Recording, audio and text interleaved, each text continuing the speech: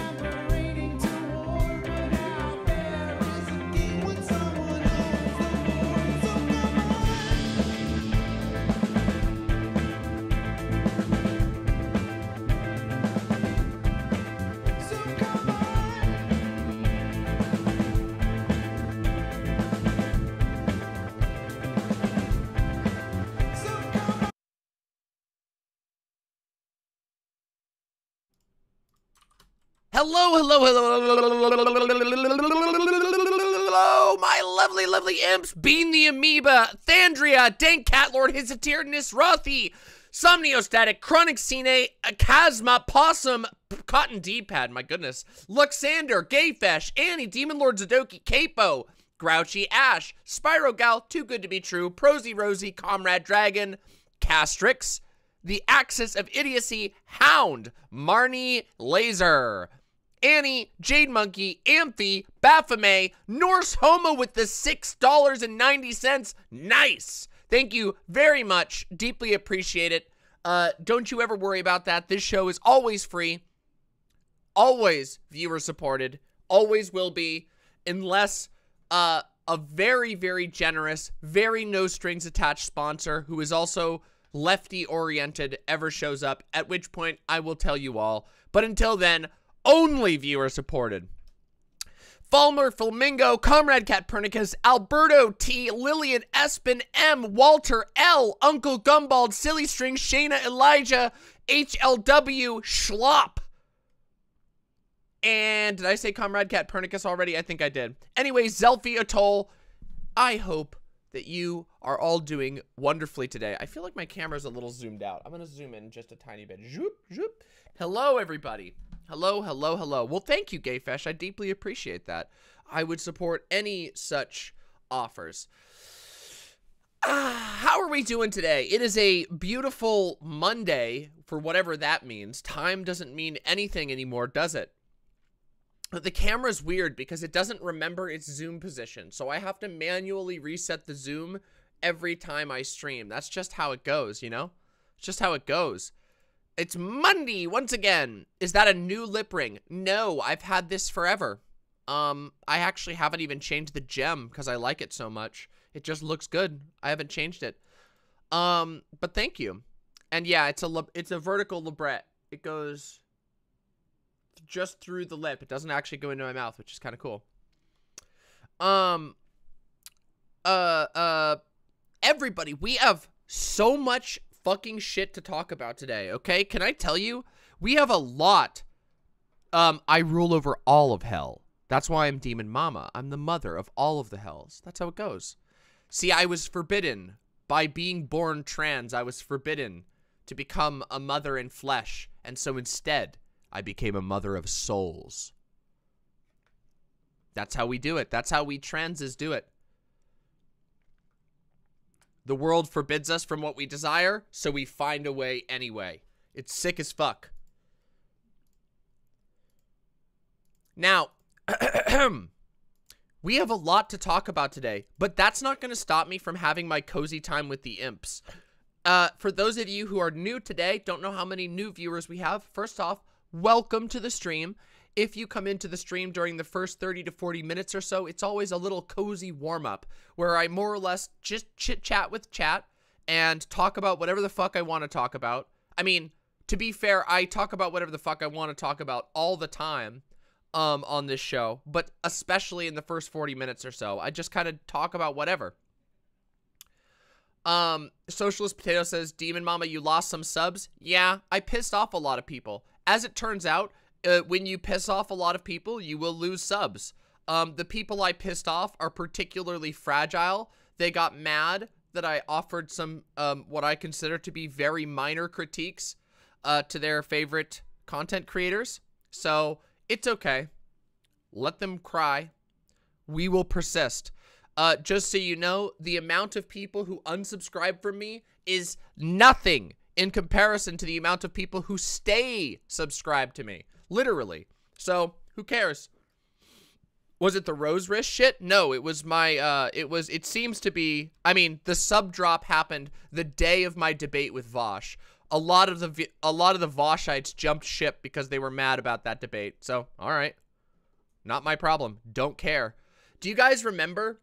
I built my platform streaming at the same time as every other streamer. I never danced around like, oh no, I can't stream now. I'm gonna get, you know, I'm gonna not have as many viewers. I streamed when I wanted to and never gave a shit. And as a result, I have an independent following. People come to me for me, not because I'm associated with anybody else. So, yeah. I don't know if I fell out of the algorithm. We'll see. I'm doing pretty good right now, honestly. I could use some like touch-ups on my SEO or whatever, but you know, I feel like people expect too much from online personalities, influencers. You have no fucking clue. The expectation, it drives most every content, like public-facing content creator insane. I mean that. I mean, it literally drives us insane. There are every single day thousands, potentially thousands of people getting at us, asking us for this, projecting their own insecurities, projecting their own lives onto us. It is mentally impossible. So, yeah. Yup. I don't think it's necessary that you end up like burning out, but I think if you don't control for it, if you don't deliberately counterbalance for the effects that this shit has on your mental health, that you can spin out of control and have a very bad time. Yeah, it's unfortunate. So, yeah, but whatever. Such is life. I've had to relearn a lot of how I live over the last 2 years. When I started streaming, I've talked about this many times, of course, but when I started streaming, I had like 4 followers, and they were all people that I knew IRL. And now, every single time I stream, a couple of hundred people always show up, which, to be honest, is pretty cool. I think that's amazing, but it's also very scary in some ways, and it's also a totally different skill set that you have to learn that nobody can be prepared for. Are people still writing short story fanfics of me? They never stop. Literally, they never stop. I'm just telling you that. Right now, there is somebody writing a detailed fantasy about me. It will never stop. It's very disturbing. Yeah. Hey, thank you, Killjoy40. And also, Limo Rec, thank you very, very much for the gifted 3 tier 1 subs. Deeply appreciate that. Thank you so much. Bino the Amoeba says, I would like to get into streaming someday, maybe to talk about psych stuff. How do you cope with all the hate? Mostly you learn to ignore it. The truth of the internet is that the vast majority of people who are saying shit to you are what we like to call net bangers. You know, you ever heard the term net banger? It's like somebody who acts hard on the internet, but they actually, like, they don't have any ability to do anything outside of that. All they do is just talk mad shit on the internet. So yeah, there's a lot of net bangers. There's a lot of fucking haters and shit like that. People who don't have anything better to do than comment on shit. So you can safely ignore a lot of those people, even if it's, it's hard to do so. It's really hard to train yourself to do that. I have not succeeded yet. It is very difficult, but I'm getting better. I'm getting better about it. Yeah.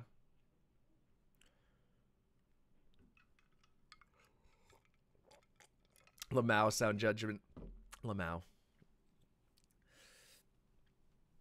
So,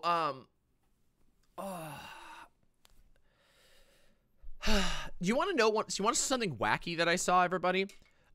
Earlier today, this is totally unrelated to everything we've been talking about, but it's the first 40 minutes, so I feel entitled to talk about it. You know, I saw people doing Elden Ring character personality discourse. Like, I'm not kidding you. Like, literally, there were people on my fucking timeline arguing seriously about whether or not it, like, Radon was a good person or Melania was a good person. And they were angry. They were angry that some people came to the conclusion that Melania was more heroic than Radon. And wow. Wow. That was... And these were getting hundreds of interactions. It is... I was like, oh my god, I gotta get in on this. No, see, I was cringing too, but then I realized I could piss these people off, and they would send me death threats. Instead of about me being trans, they would send me death threats because I like Melania more than Radon. Do you see? I'm thinking in I'm living in 3000. You all are living in 2022. But yeah, as for to address Bino the Amoeba, I did not expect you to be able to respond to my questions. Thank you for your input. I always try to respond to good questions. Sometimes my chat goes too fast, but most of the time, I'm pretty good at spotting out good questions from the chat. Yeah, so like people were saying like, oh, can I find it? Oh, I screenshotted it. Hold on, maybe I can show you. Hold on, maybe I can read you this, okay? Because this is super funny to me. And I feel like this is a really funny way to start the stream. Hold on, let me see if I can get the screenshot. I think I grabbed it here. Where was it? Oh, where is it? Did I not grab it? Oh, yes, I did. I grabbed it. Okay, here we go. I'm going to read this with dramatic voices so we can tell that it's different characters. I don't want to like put anybody's face or names or takes on blast or anything like that. I'll never get how in the marketing for Elden Ring, including both of the CG trailers, they framed Melania as a hero and Radon as a villain when the opposite couldn't be more true. Then somebody replies, they're both villains. Then somebody else replies, you wouldn't call Radon a villain. Even in his insane state, he's still holding back the star meteors from hitting lands between, while Melania literally single-handedly fuck up a region into a shithole because she couldn't beat Radon in a fair fight. Then somebody says, the whole story of Elden Ring is basically the children of God are going to war over who gets to rule and have ravaged the entire land because of it. None of the shard bearers are good, nor Ranni, not Melania, not Radon. Morgott is basically the good one. By the way, guys, hold on a second. Hold on. Just so you're aware, minor lore spoiler. Morgott oversaw the building and the maintenance of a underground sewer system which also doubled as a concentration camp for Omen babies.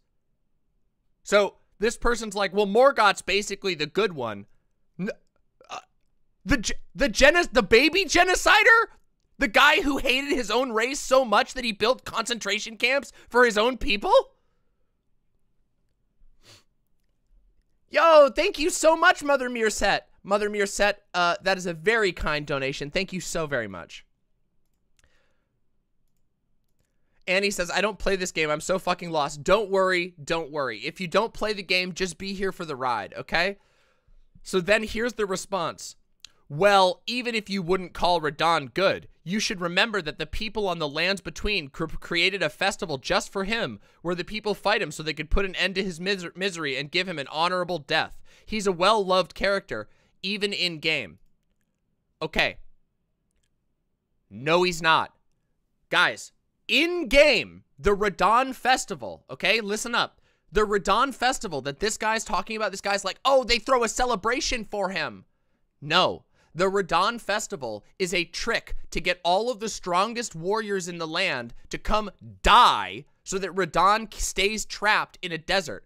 Radon is so much of a warmonger that when he went crazy with the Scarlet Rot, he just starts eating knights. But they can keep him contained if they keep feeding him powerful knights. The Radon Festival is not about giving him an honorable death. It's about throwing the world's greatest warriors into a giant meat grinder so that the guy doesn't go crazy and leave the land and kill everyone else.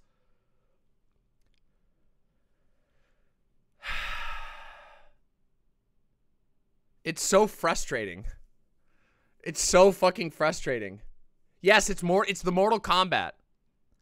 There are so many Radon simps, and they just think that because he's strong and big, he stopped, they say he stopped the stars. You know what that meant? He stopped time and froze the planet in forever stasis. He stagnated the planet because he was afraid that a meteor hitting the planet would disrupt the power of the Golden Order.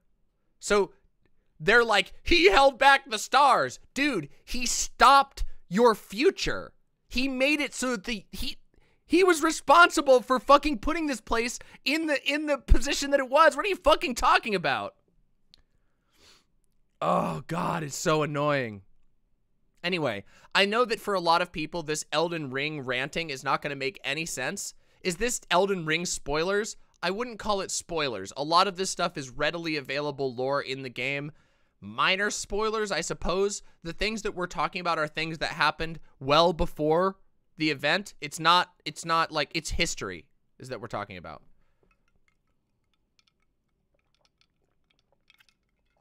So, I'm seeing, anyway, all of this was just me ranting about the fact that I'm seeing unironic, huge, like these tweets have like 3 to 800 likes on them. These are like giant accounts fucking discoursing over whether Radahn is the good guy or Melania is the good guy in a fucking Elden Ring game where no one is a good guy. And also, by the way, just so you all know, there is an enormous faction of people who are just like, yeah, Radahn is so honorable. Oh my God, it's so annoying.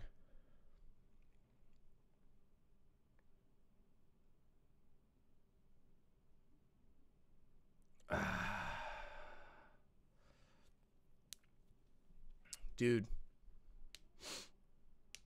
At least us enlightened Souls fan realize that everyone is a problematic fave in a Dark Souls game. If you have a favorite character, there is basically no character who isn't a piece of shit, yourself included. The Tarnished are the ultimate pieces of shit. Keep in mind that the Elden Ring is the first game, like the first Souls game, that really like hammers on the fourth wall shit, where it's like, oh, you're a Tarnished. You come here to fuck shit up. What do you care? You just come here to kill people and collect souls and then become Elden Lord. Half of the game is people despising you for being the Reaper, basically, and the other half is people trying to manipulate you into doing things for them.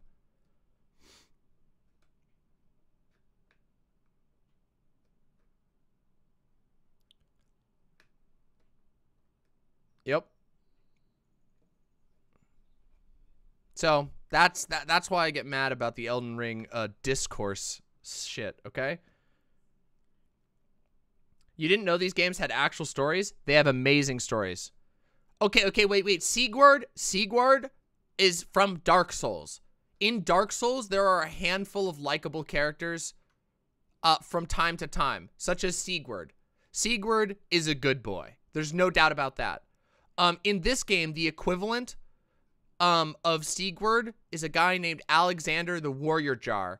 And I think he's a good guy, but he's also a mass murderer. So even the good guys are still mass murderers. Like, I hope you can realize that. That's the world of the Dark Souls, okay? Most of the people in the world are killers, murderers, and worse, okay? So, yeah. Yeah, humans are messy, as it turns out, and if humans had magical powers, the world would be, like, really fucked up. There's just so much fucked up shit in the world! That's all I gotta say. Hugh and Roderica are pure cinnamon rolls. I can't spoil because there is spoilers there, but alright. Solaire and the Pope Frog? You mean the turtle? Oh, hey, look at that. I got another response on a place. Hey, guys, good news. I've finally started getting some responses to places we've been searching for. I have multiple tours for new places going up. Is the Lord of Frenzied Flame the best ending? In my opinion, no. I have my favorites. I think there are multiple relatively good endings. Okay, Bach is 100% good. I will say that much. Bach is pure. The Lord of the Stars! Look, the Lord of the Stars is a sad ending, but it is a good ending.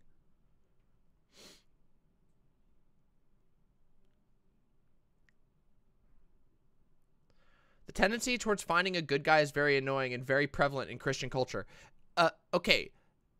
When I say, by the way, I don't think there's anything wrong with people like rooting for a character or liking a character the most. I just wish people would like be self-aware enough to realize that in a FromSoft game, like every character is morally gray. Like there are very few like morally good characters. The whole point is that all of the Souls worlds are in horrible condition because of the rampant greed, the rampant carelessness of usually gods or lords. They are worlds that are riven by strife, worlds that are torn apart by greed, worlds that are torn apart by acts of incredible cruelty. And you're dropped in a world that is full of cruelty, where there's no clean lines anywhere. And you're supposed to think about that. Fancy Shrimp asks, how is Yoda? Yoda is doing well. Yoda is recovering slowly and surely. Her mood is very high. She doesn't seem to be in any pain. She got an infection on her tail, and she got an infection on the back of her tail. We couldn't see through her fur, but she accidentally, it looks like she accidentally bit her own tail and it got infected. And because we couldn't see under the fur, it got worse. And so we were able to spot it when we noticed that she was biting at her tail a lot. And so we took her to the vet, and they shaved the spot and found the little infected spot. So she's been on some medicine for a while to try and fight the infection. But she's doing better now. She's gonna be fine. So yeah. Have you found the wanting dais yet? What's the wanting dais? I don't know what that means. What's the wanting dais? I don't know what that means. Did you hear about the war crimes in Ukraine? I did hear about the war crimes in Ukraine. In fact, I wanted to talk about that a little bit. Fuck. Yeah, it's really bad. So we're not, I don't know if I want to talk about this right yet. Maybe we'll wait until after the other stuff. In fact, yeah, let's do that later. It's very sad, okay? Yeah, they are. Buka has a bunch of, there is a bunch of footage that is coming out of Buka, and it is extremely, extremely upsetting. It is extremely depressing. It's really fucking hard to process. And I've seen a lot of the photos.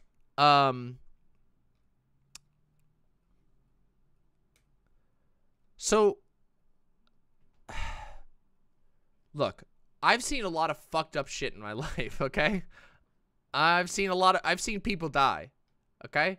I've seen a lot of car accidents. I've seen some really fucked up injuries in my life. I've been through some pretty wild shit in the length of my life. And even still, it's really fucking hard to look at those photos. It is extremely hard to just look at a photo where there are when dead people they look fake. When you see a dead person, like, it looks fake, and then it slowly dawns on you that it's not fake, and that you could be dead and also look fucking fake. We're so unused to seeing people lie in death positions that it's uncanny and it's upsetting. So we might talk about this in more depth, but the reality is it's kind of beyond even my ability to commentate on. There's not much I can say to you all. Like, what am I gonna do? Show a bunch of photos? It's not really my place. But I've seen a lot of it myself, and it's depressing. It makes me really fucking sad. Yeah, true, Asuka. True. Thank you very much. Yeah, it's extremely, it's probably TOS, yeah. Yeah, this is a pretty good example. This sums it up pretty well. Okay, guys? Like, look at this. Zelensky, day 1, Day one, as the invasion was about to happen, Zelensky after coming back from Bucha. Like, it really does kind of say it all. It's very sad. And, there's not much I can say about it. So I don't know what I could even offer to say on it. There's no analysis I can say here that's going to change anything that I've said the entire time, which is that Imperial war machines are disgusting. Do you understand me, imps? There are 219 of you watching, which is fucking awesome as hell. Like the stream if you want to see me stream more, I guess. But listen up, okay? Fucking listen the fuck up. The Imperial war machine is disgusting. There is next to nothing, no atrocity you can imagine is worse than what Imperial war machines wreak on the world. There is almost nothing. Like, no fucked up serial killer, no fucked up evil genius, nothing. None of these people can compare with what happens when the Imperial war machine moves a finger.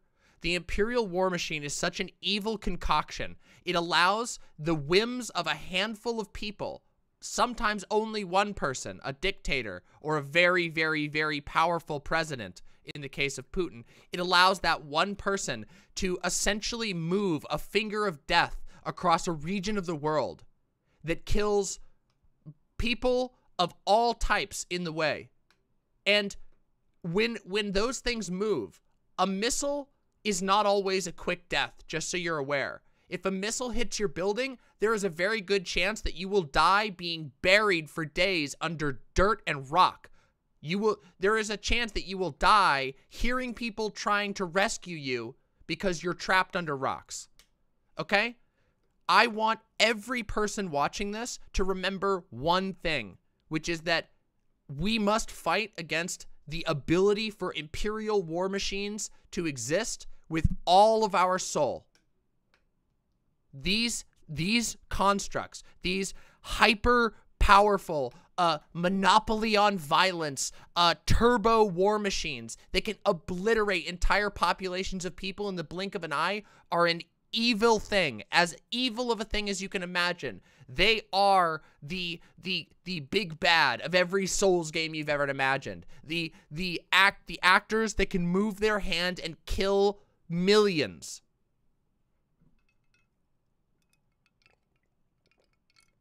Human atrocities will always exist, but we do not have to enable them by allowing power to accumulate in the way that it does. We do not. And the sooner that humanity realizes that we have trapped ourselves in an existence of eternal conflict, an existence of eternal mass murder, pain, and slavery, the better the world will become. The sooner that everybody realizes. But a lot of times they don't. Zoe Vexed got a tier 4 subscription. Thank you very, very much. Your content helped us realize we are a system and started us on the long, strange journey through therapy. Thanks for supporting plural people, always and forever. Zoe, best of luck to you and your system. Thank you very, very much. I'm very, very happy that we could provide a comfortable environment for you. More than happy.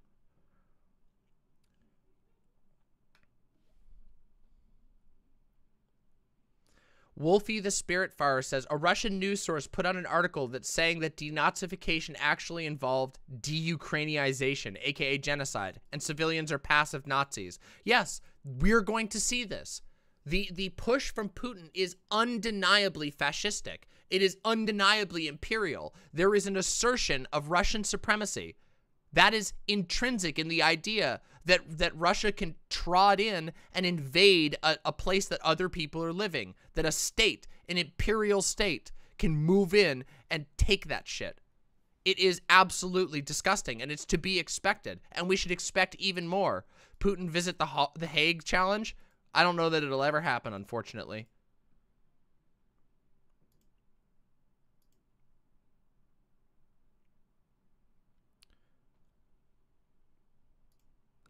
I just hope, my one hope for the age of the internet is that enough of us see with our own eyes from a distance the horrors of this shit so that we can stop it. That maybe the age of the internet, if nothing else happens, that at least we can all acknowledge that these fucking enormous, incomprehensible wars do nothing but ruin us.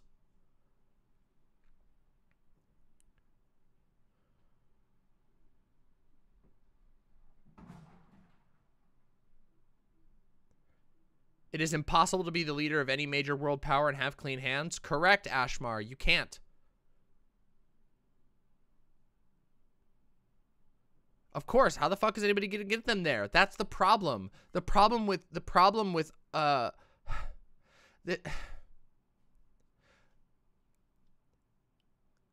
this has happened before. No matter how many laws and denouncements and agreements and meetings you have, when you allow power to accumulate in the hands of very small select groups of individuals to the point that a single guy has his button on his finger over a button that could destroy the world, that is a state of existence that will produce violence. Do you understand that? That is a world in which individuals or even small groups of people are allowed to wield that much power will intrinsically produce a world of violence, because inevitably one of the people who has that power of violence will use it, no matter how many people agree. And then what are you going to do? Tell them to stop? No, it forces you into a position where you have to respond with violence. It creates a cycle of violence.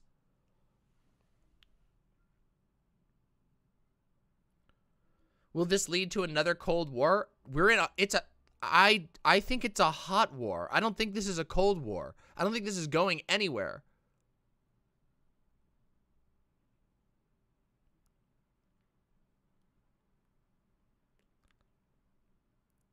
Hello, Spacebox Man. We're talking about a couple of heavy issues before we get into the actual thrust of the stream, but you know, such is life.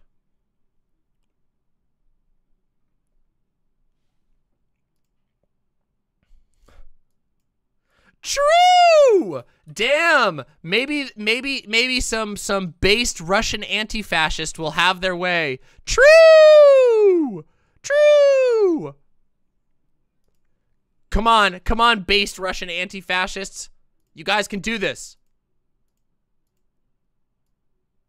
Unironically, though, that is probably the most likely good outcome of this situation. If Russian anti-war people are able to take care of the guy who's running the war, that is probably the best outcome. Almost the best one. Like, I don't know that there's another one besides, like, God smiting down Vladimir Putin. Like, that would be obviously the cleanest way. But if Russian dissidents can depose Putin, that is the biggest symbol. It would show that the people of Russia are against these types of wars undeniably. And this is why, by the way, you've just touched on something really important. This is why I think, like, our liberation struggles are important globally. You understand? Because here in the US, there's not much we can do to affect Ukraine except fight to make this country a place that does not have an imperial power anymore. Same thing goes for Russia. That is what the so-called subjects of every country can do.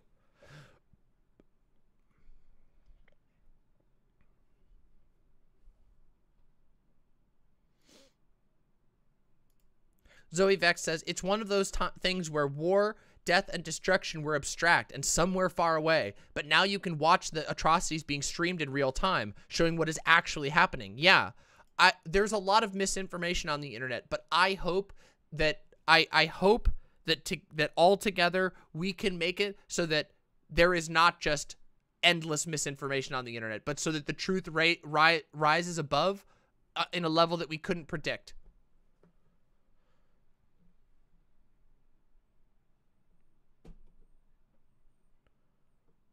Yeah, absolutely, Killjoy. I'd be totally I mean, Killjoy, we're doing that call-in stream next Wednesday. Not this Wednesday, next Wednesday. We're doing the big trans call-in stream. If you want to come on, please just let us know. We're putting it all together. We're organizing it right now. So, anyway,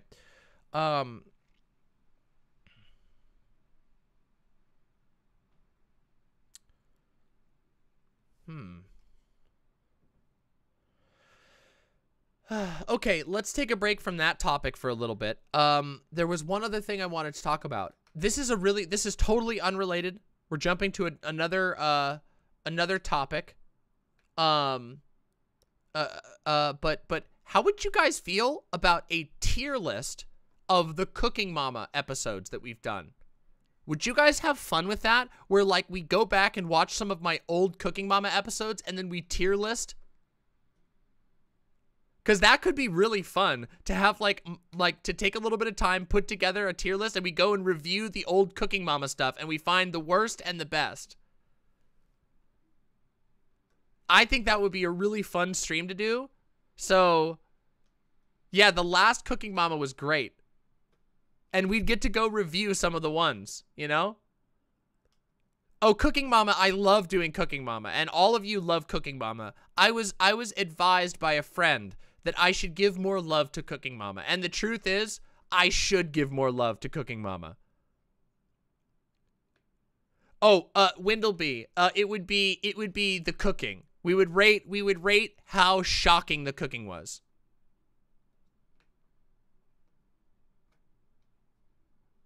I don't need a tier list myself. If it was my performance, all of them would be S+. No, I'm kidding.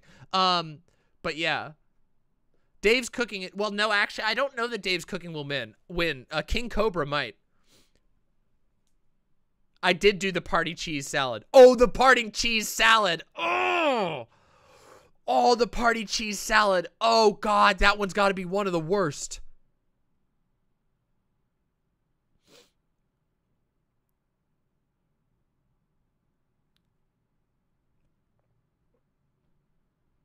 Hell yeah, Padness Main.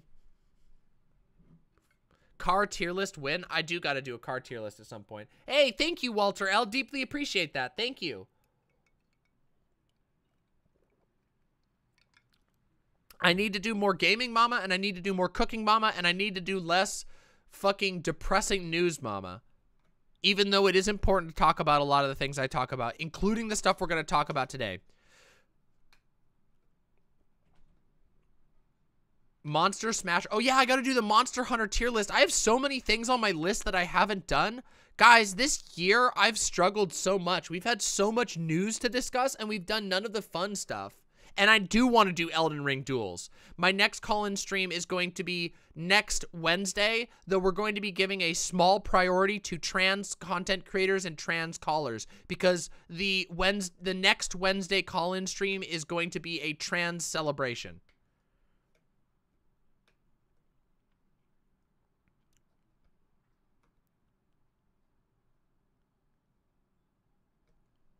So, is there a Cooking Mama where there is good food, says Worshipper of the Olympians. Thank you very much for the $10 donation. Deeply appreciate that. And yes, there is a couple of episodes of Cooking Mama where we talk about good food. Specifically the ones where we watch Depression Cooking, which, even though the name sounds sad, is actually extremely wholesome. We've watched a couple of episodes of Depression Cooking on Cooking Mama, and it's really good.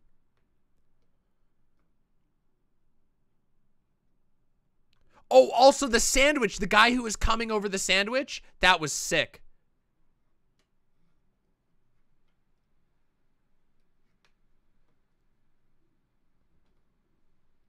Yeah. Wild shit. All right. So real quick, everybody, we've been going for about 47 minutes. Real quick, just want to say, I just want to say, here's what we got for the day. Coming up right away is going to be the new DramaMama. That's right. You've waited for it. You've heard everybody else's with Will Smith, Chris Rock slap takes. Now it's time to hear mine. And we're going to do it in proper DramaMama fashion, where we go through and we look at a plethora of things that have been said about it. We go in and figure out what the hell is going on, and we get to the bottom of it. And then you're going to get my extremely searing, the hottest take you can possibly imagine. You don't even know what's coming. So that's the first thing on the agenda for today. Afterwards, we will be talking about eugenics. And you might go, eugenics? What the hell? Yes, that's right. Just the other day, I believe it was like 2 days ago, maybe even earlier than that, a massive report was published in the science journal Nature. This is one of the most well-respected journals in the world. This is not some like extremist leftist, journal. And in this journal, they alleged eugenicist policies were put in place in Sweden's COVID-19 response. And the findings of the report are frankly fucking disgusting. And we need to talk about it because it's really funny. Sweden is often brought up as one of the examples of the sort of ideal democratic socialist, social democrat, liberal ideal. And yet in Sweden, it is not even leftists who are pointing out that the response was so horrible as to be possibly a crime against humanity. So we have to look into that and talk about it because it is unfucking believable. Yes, just so you guys get a preview, it was found that that Swedish hospitals, Swedish state policy was to give people who were deemed low chance of survival morphine instead of oxygen, even though they had the supplies to take care of those people. So there was a policy in place that basically if you had comorbidities, if you were too old, if you were too fat, if you had other disabilities, they would just give you morphine until you died instead of giving you oxygen, even when oxygen was available. I know. That sounds wild. That's why you should stick around to listen to the segment that we're going to do on this, because it is unbelievable and people need to be aware of this shit. Because something that part of the reason I want to talk about this is because one of the things I've talked about over and over and over again in my streams, one of the things that is, has probably become rather frequently talked about on my channel is the examples of when states make decisions that involve writing off entire populations of people.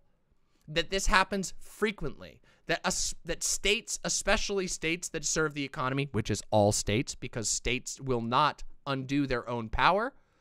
States will always choose the economy. They will always choose the greater good, which usually means businesses making money over populations of people who are deemed undesirable.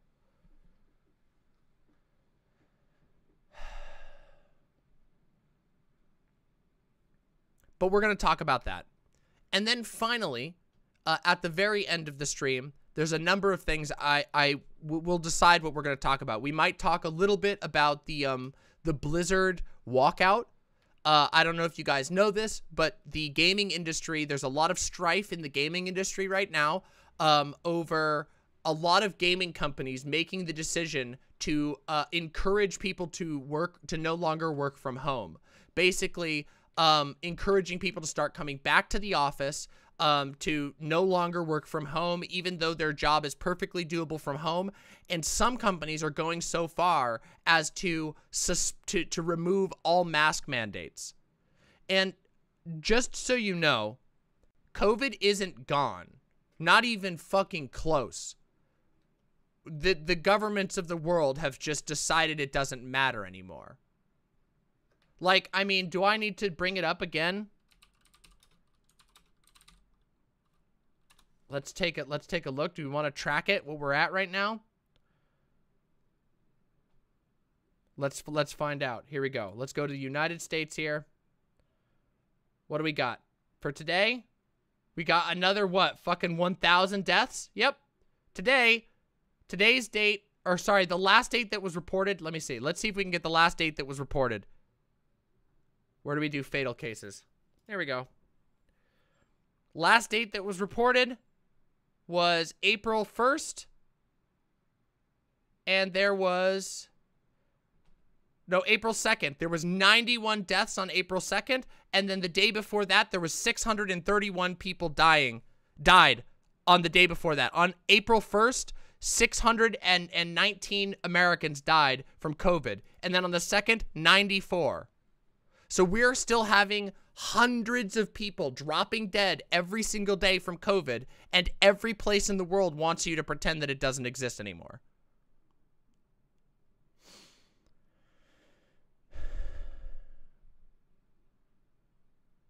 So we have to talk about it because other people won't.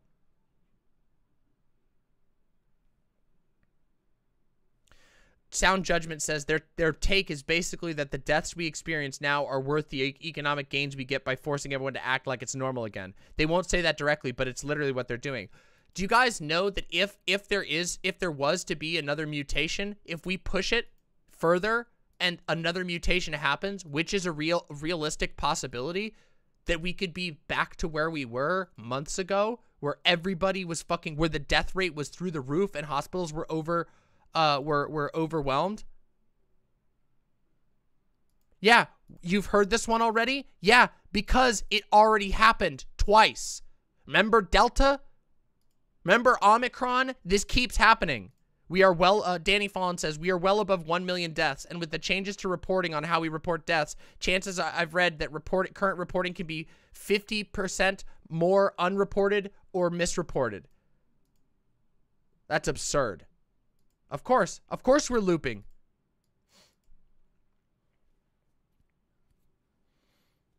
You meant you've heard there's another variant. I didn't know that. Is there? I haven't even kept up on that one. It's fucked up. It's really fucked up. Yeah, subvariants and whatnot. Okay, that makes sense.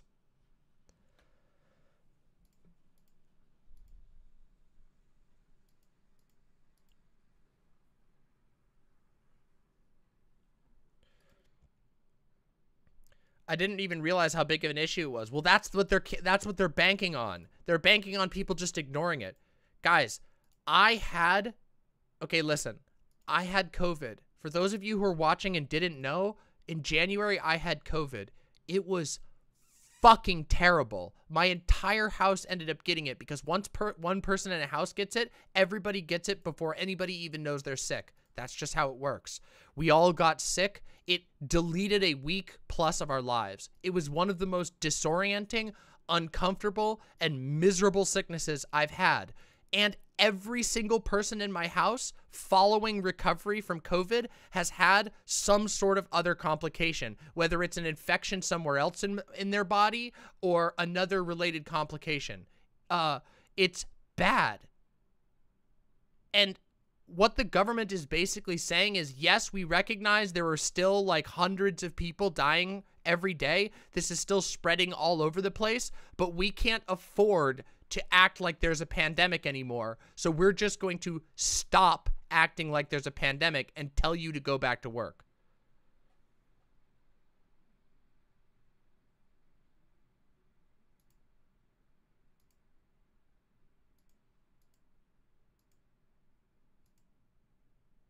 It's frustrating. It's exhausting. It's tiring.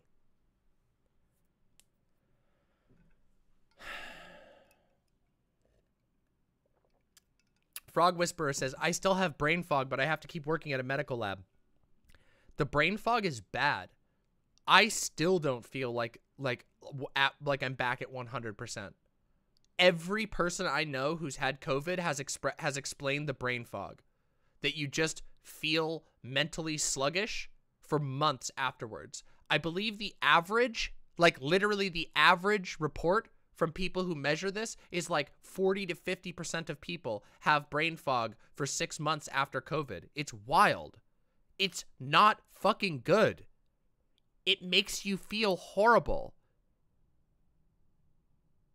It makes you worse at what you do. I know I'm not doing as good as I should. I know I'm not like, but I also know that I gotta take care of my body.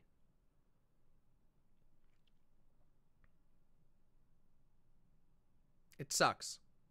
But we have to survive, and the way that we survive is by staying informed. And the way we stay informed is by not blatantly denying what we know to be, what is found to be true.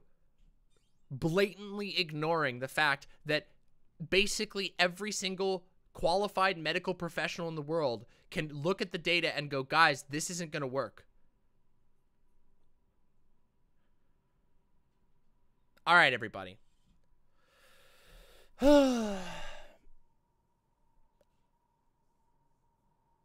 Are we ready to do some DramaMama? Are we ready to have some good time for a little bit? Are we ready to have fun talking about a comparatively unimportant issue?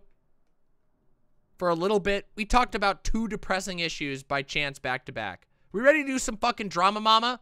Because I'm fucking ready. But first, I'm going to need you all to make sure that you press the like button, to consider fucking subscribing on my website, to join my Discord, and follow me on Twitter. I post lots of bangers on Twitter. It's fun as hell. DramaMama Real on Twitter. Easy to find. Join the Discord so you can hang out. And make sure you like and subscribe to the channel, okay? Because we gotta talk about some motherfucking drama. And when we talk about drama, we always start with the DramaMama theme song. So let's enjoy, without any further ado, the DramaMama theme song. Let's do it. Here we go.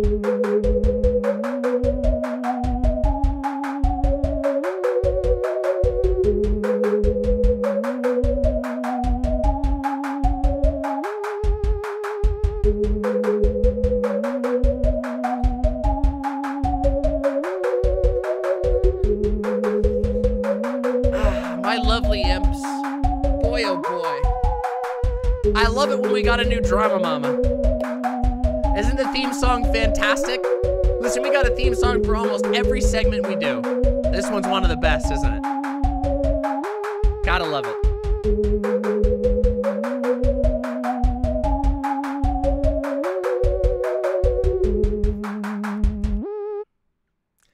Welcome, my lovely, lovely imps. If you are new to my show, welcome. This is another DramaMama episode.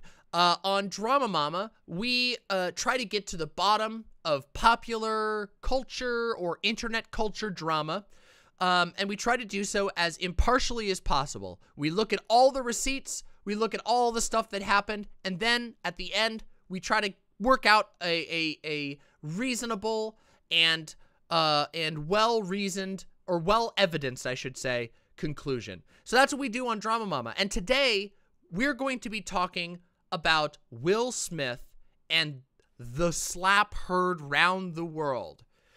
Now, there's a lot to talk about with regard to this particular topic. Every person on the planet, except for me, has given their take on it, and I, being very wise, waited because I wanted to hear what lots of people have to say. I wanted to, you know, weigh different opinions, and also I had a lot of other important things to talk about. I talk about politics a lot, so, you know, drama isn't always given the front seat, but we do that here in DramaMama. So welcome. So what is the summary of everything that happened? Well, the summary is recently a event called the Academy Awards. It's you know, not exactly the most famous event in the world, certainly not the main attraction of the film industry in any given year. Obviously, the Academy Awards are an incredibly star-studded, incredible amount of money, high prestige, the most regal event in all of Hollywood. It is when the awards for the best picture, for all of the best stuff, gets handed out every year, and a huge media buzz surrounds it every single time.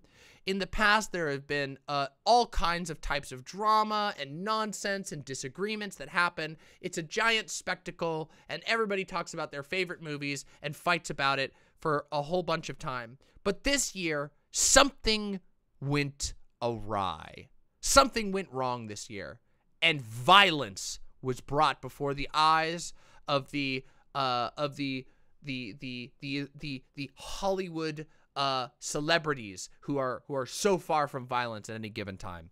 Violence reared its ugly head in our face in the form of the slap. Okay? The slap. Now, it's interesting because for a lot of people, their introduction to the slap was the censored version. Did you know that? That the network censored the slap quite quickly, and they just sort of like said, oh, it happened. Thankfully, uncensored footage does exist. So we are going to watch this atrocious violence immediately. Okay? We have to see it. Okay? We have to watch with our own eyes. So if you are faint of heart, if you have never seen someone slap someone else in the world, close your eyes and ears now, because what you are about to see is what has been called the slap heard round the world. Okay, everybody? So be ready. Be ready. Oh, wow. Whoa. Will Smith just smacked the shit out of me. ウィル・スミスにやられました。 Wow, dude. It was a G.I. Jane joke. G.I. ジェーンのジョークだったんです。 I'm going to, okay? Oh, okay. That was a greatest night in the history of television. テレビ史上最高の場面でしょうか。 So we are here to give a documentary out, to give an Oscar out. So, that was it, everybody.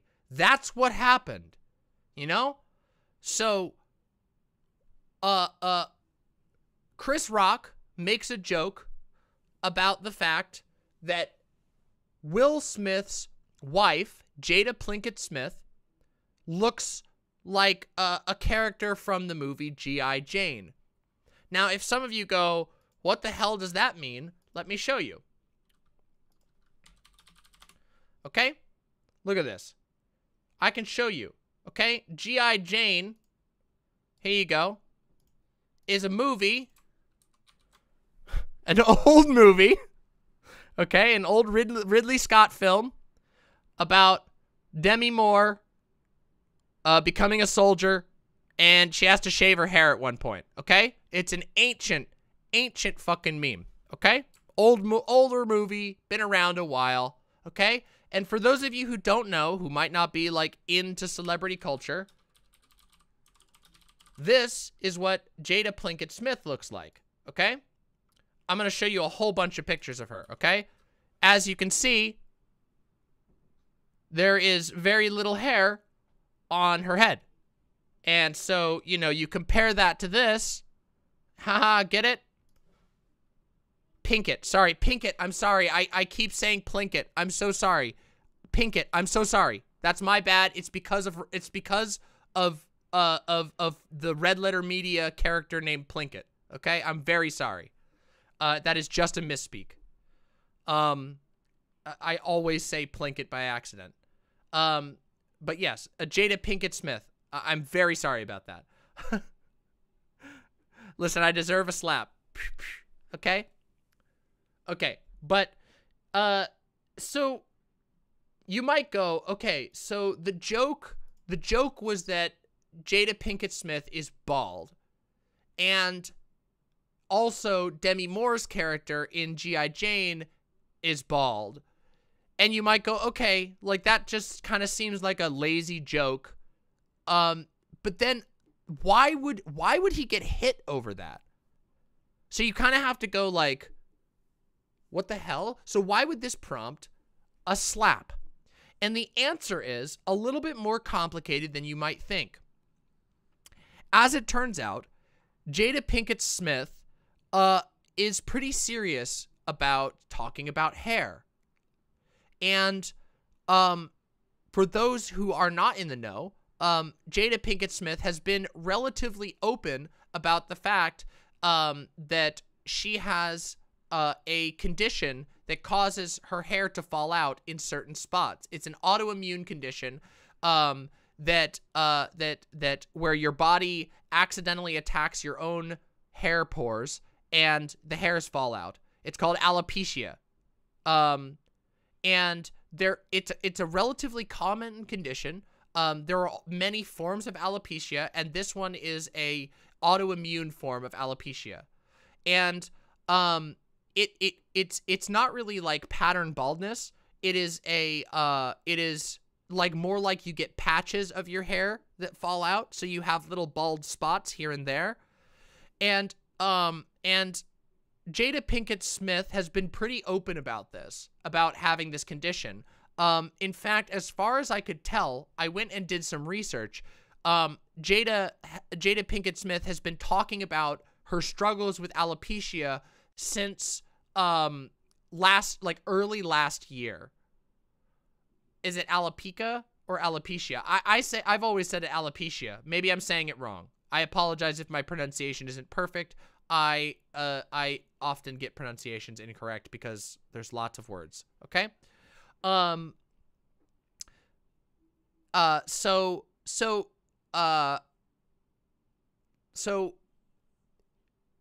there's some sensitivity on that front. Okay. Also, there is a sort of other topic that has come up in response to this, which is, well, actually, there's been a lot. In fact, let me just sort of show you something real quick. Let me just show you this real quick, because this is kind of wild. So when I was doing my research for this, take a look at this. This event happened on the 27th of March, so that was fucking 7 days ago. And the article on Wikipedia is fucking enormous. Holy fuck. 118 citations for an article that appeared 7 days ago. Okay? Just wild. Whew.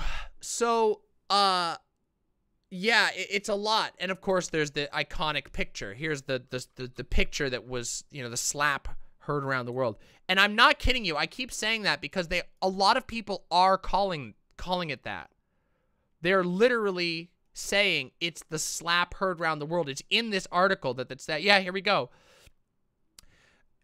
Within 3 hours, it was the video was the #1 on YouTube's trending page within 3 hours in the US, UK, and Australia, and many other countries. Many media outlets referred to the altercation as the slap heard round the world, which is wild. For those of you who don't know, the shot heard round the world is a reference to the first shot fired in the American Revolution.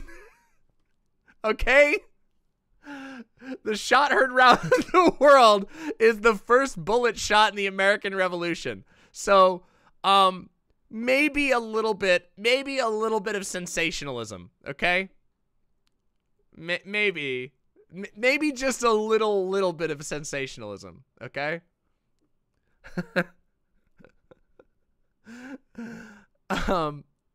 We're going to look as once we get out of the main receipts section, we're going to talk about some of the other responses. I recently heard it referred to as the 9/11 for comedians, which is a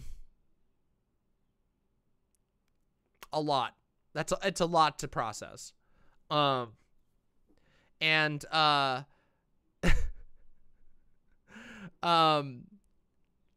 Yeah, oh, okay, so there's a couple of things out here that have been a little bit funny and wild, okay? But let's keep it reeled in, okay? So like I was saying, there was a lot of people talking about this. There was a lot of responses to it. Now, one of the other things that was sort of like widely discussed with regard to the slap, was Jada Pinkett Smith's history of talking about what some people call texturism, what some people call natural hair discrimination, what some people just call it plain racism. Jada Pinkett Smith has talked about this on numerous occasions. The fact that when after she sort of had her big rise to fame, she was in The Matrix, for example, that after her big rise to fame, one of the things that kept happening was she kept getting asked to change her hair. Okay? So basically, Jada Pinkett Smith is a black woman. She has curly hair. She has very curly hair. And every time she would go to do a film, she would be asked to straighten her hair, to cut it short, to not have it be its natural texture. And for those of you who aren't in the know, I assume many of you know about this. This is a recurring issue. There are all kinds of, like, many workplaces in the United States forbid natural hairstyles. And when they call it a natural hairstyle, they're specifically talking about black people. They're specifically saying, if you're black, we can tell you to change your hair because we put it in the rules when you got hired. This is a really common issue all across the United States. It is really common. It's especially common in industries where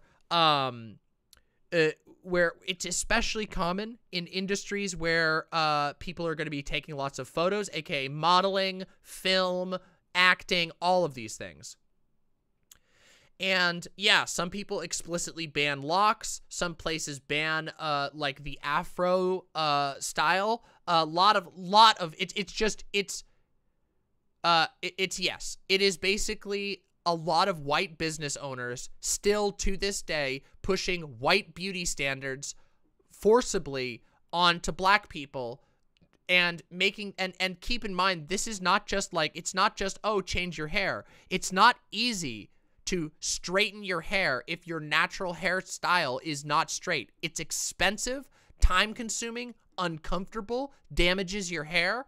So, and yet it has been well studied that there are not just policies against this, but passive discrimination based on natural hairstyle. Now, so the reason I'm bringing this up is because a lot of people brought this up.